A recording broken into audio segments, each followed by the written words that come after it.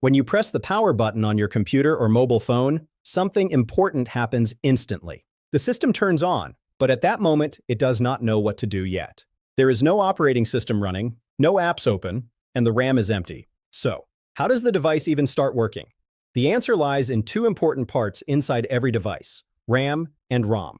These two types of memory have different jobs, but both are necessary for your device to work properly. Let's first understand what memory means in a computer. Memory is simply a place where the computer stores information, so it can use it when needed.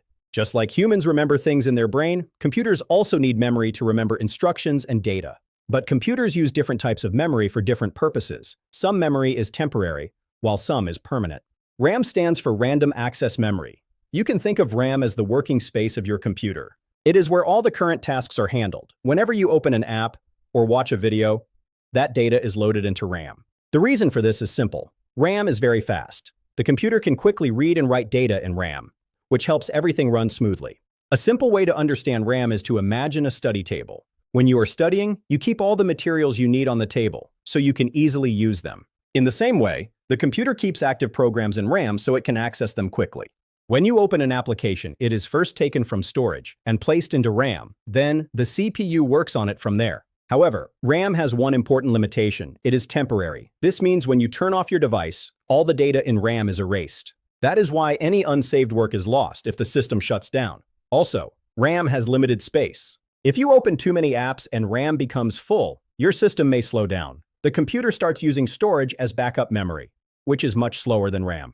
Now, let's understand ROM. ROM stands for read-only memory. Unlike RAM, it is not used for daily tasks. Instead, it is used to store very important instructions that help the device start. ROM is permanent memory, which means it keeps its data even when the power is off. Inside ROM, there are special instructions called firmware. These tell the computer how to start and how to check its basic parts. When you press power, the CPU looks for instructions. It finds them in ROM.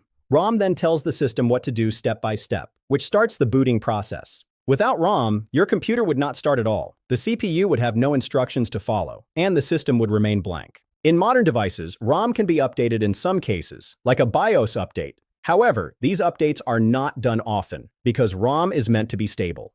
It is also important to understand that ROM is not the same as storage. Storage saves your files, while ROM stores basic starting instructions. If we compare them, the difference is clear. RAM is fast, temporary, and used for current tasks, while ROM is permanent and used only for starting the system. RAM is like your short-term memory, holding what you are currently doing. ROM is like your basic knowledge or instincts, which never change. Thanks for watching. You can reach us through Instagram and Telegram for mock interview scheduling and guidance. Happy learning!